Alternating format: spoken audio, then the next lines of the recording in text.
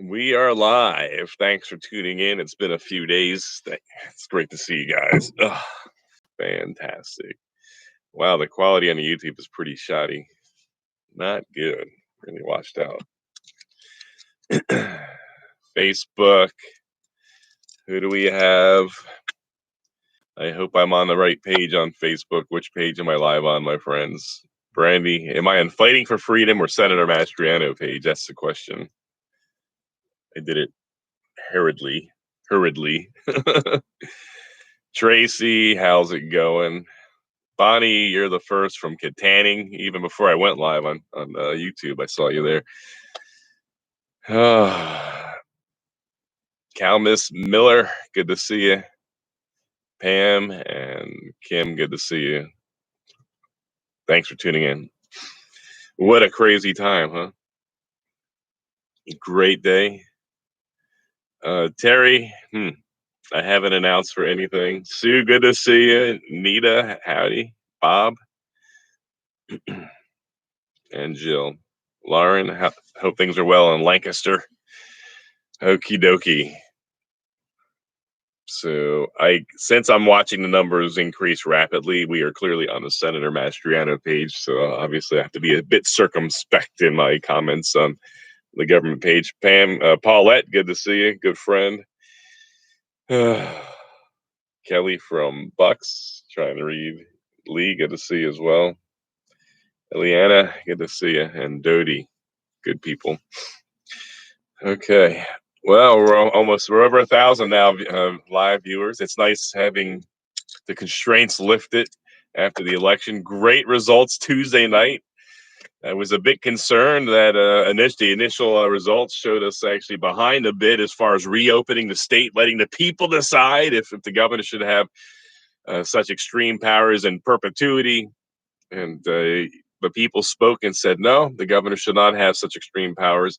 And by your voice being heard, about 54% of those who voted said that's a strong majority.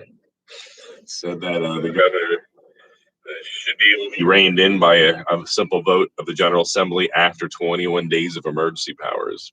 And so it's ironic to watch the development of the governor's argument, because the past 400 plus days it's been about flattening the curve, and then other benchmarks. And now people said no, this is enough. Now the governor's like, well, we have to. He renewed today for another 90 days, which is not constitutional because we voted. You voted. You spoke. He said, well, we might lose all this federal money. Come on, man, really? So this he's not going to relinquish so easily what the people want in the state. So it'll be a bit of a political struggle, but you have spoken. The General Assembly, the governor's had his 21 days more than 400 days ago, and so we should not. When we're in session next, we should vote to terminate the emergency orders, make it official, and continue to walk as free people. So that's that. So great news. Thank you for getting out and voting. The governor and his team and some of the departments were putting a lot of information out there on how how curbing and limiting the governor's emergency powers would hurt people from various levels. And it just simply wasn't true. And I remember even one of his close associates who recently retired, she even came onto the page and was trolling us, which I thought was pretty unprofessional and inappropriate as well. Very close associate, employee of the governor, very highly paid one at that as well, getting twice the amount of the medium wage from across the state. And that's not including the magnificent package that comes with being a state employee. So that's that. So well done. Thank you for your part, because this was a move of the people. You remember the struggle last year? This time last year, so frustrating. There was no action to move forward with the reopen. I remember engaging several people, involved in the process in Harrisburg about moving it, and I was just a bit appalled about how much reluctance there was to move it by people of the same party as I. And this time last year, people across the state had their voices heard. They called into their senators and one senator, grabbed me after a week and said several thousand there. It's 3 or 5,000. I can't remember. Sorry, I'd like to be precise. But several thousand people called his office, asking that we move the reopen bill, the resolution, and it had the effect. It really left an impression on people. And thank you for being courteous and non-threatening. Just simply asking, we need to reopen. Support 836. It ran. It was a great victory. The next day, the governor came out last June, very petulant and upset by this. How dare the General Assembly, want to have checks and balances? I'm paraphrasing, and of course, he vetoed it. Went back to the House for an override, and the override didn't happen. So the next step was Senator Kim Ward introduced legislation for a referendum where it could not be vetoed by the governor, but would go to the people. The thing with referendums that's different from legislation, there's several things. The key thing is it circumvents the governor. It goes to the people onto a ballot, but it takes 2 sessions. And so, normally that's a year and a half or so process. We moved it. It was moved rapidly through the Senate last session, and then it was one of the first things we moved this year, and it got on the ballot, and it's a beautiful thing. And that's as a result of you letting your voices be heard. That's a result of you being engaged and sharing your desires politically on what you want to have happen in the state. So well done. And you voted, and you made a big difference here. And that anyone would criticize that constitutional process, it's a bit disturbing, because in the end, the people should have the final say. And that's left a great impression on me. And so obviously we talked a lot about voting reform and what I've introduced and what I'm supporting in the Senate. I do think that in the end, what our elections look like in Pennsylvania should be a referendum and a decision by the people. And that includes the referendum that I am co-prime sponsored with Senator Pat Stefano to, in effect, repeal Act 77, repeal the key provisions of Act 77. That should be a ballot initiative, and that should be your decision. And Senator Judy Ward transformed her legislation on voter ID.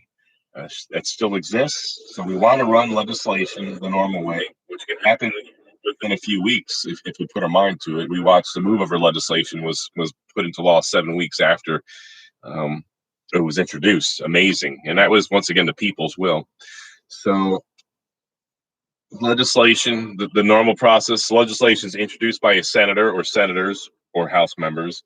It's given a legalese version of it, and then it is introduced. It's given to a committee, an appropriate committee or committees, and it has to run through a committee. And once it passes through a committee, it goes to the floor of the Senate, and then it goes over to the House or vice versa for the same process. So Senator Ward has a version of the requirement for voter ID as well. It's a referendum. She was kind enough to include me as a co-prime of that. That's quite an honor. Thank you, Senator Ward. And Senator Pat Stefano has a legislation of the repeal of no excuse mail-in voting, which I'm a co-prime on with him. Good man. And also he has a referendum version. So what does that mean? Legislation will run. More likely than not, the governor will veto them. And so we should also have the referendums run as well this year. And that will let you decide on what you want the elections to look like. Isn't that fantastic? Where the people decide. I love it. I love it, love it. And, on any of those key, tough issues, really, I think it should be a decision by the people. And that was the crux of one of the legal cases last year, that the people should decide on how the elections look and how elections are conducted in Pennsylvania. Let's see. As far as voting machines, that is a decision by your county government. So if you have concerns about voting machines, sorry, I ran out of tea. I had an interview from 7 to 8 and drank all my tea already. If you don't like the voting machines or have concerns with them in your county commissioners are the folks that you deal with, and of course your voting office in each of your respective counties. So that's where you go on that. Uh, that's typically and normally not a state issue. The only time it becomes a state issue is if there's a funding deficit. So about almost 2 years ago, Governor Wolf met with many other Democrat governors. This is not a political commentary. I'm just laying out facts. There was a big meeting in Las Vegas of Democrat governors, and he came out of that retreat conference. I don't know, whatever, and just not too long afterwards, decertified voting machines across the state, and so that became a state issue because, of course, the county governments hadn't allocated money at the county and local level to purchase new machines. So that's the only time we become a state issue um, in that regard. So if you don't like the machines that you have, start locally, but it's at your county. Then I think you can resolve that. So can counties have no penalty? No, that there are stipulations though. So voting machines are certified by the governor's secretary of state. And so Kathleen Bookvar, when she was secretary, she certified all those machines, saying that they were reliable. And so there are questions about that. So I'm trying to read some of the comments here. So there's good dialogue going back and forth. Dennis Apone. So yeah, some of the counties, I'm with you. Yep, Daniel. So voter ID, we do have that moving. Well, we do have it introduced. It's not moved anywhere yet. So let's see what else we have here. I'm not going to keep this very long. We do have great viewership tonight. Okay, Sean, that's funny. Connie, that's hilarious. Okay, so that's that. So Penny asks if your commissioners won't do that. Okay, so if you're not getting action out of your county commissioners, of course, you get the final say in the ultimate. You get the last word at the elections, and so many of these commissioners will be up for re-election next year. And just like in this constitutional republic, if you don't like your representation, maybe run for office yourself or find somebody that you can get behind. That's a beautiful thing here, but it does take time. It does take time. So that's that. As far as my other big meeting, obviously on this page here, I really can't talk about it. So this is on Facebook. I'm on my Senate page. And the Senate page, of course, is used for official purposes. And that's fairly broad. But obviously anything that leans towards the political, as far as elections and running for offices, that's reserved for the other page, fighting for freedom, which right now is not a campaign page. It's really a private page of sorts. So, but a good number of you are on that page there. So thank you, my friends, for tuning in. Rebby and I are thankful for you. It's been a good week, a bit exhausting. I hope everyone's doing okay. Got hit again with the allergies out in Western PA last night, this morning. Wow. Had to hit some of that Benadryl. Knocked me out too. It's fantastic. So thank you, my friends. Oh, what else we have here? Thank you, Anita. Yeah, masking.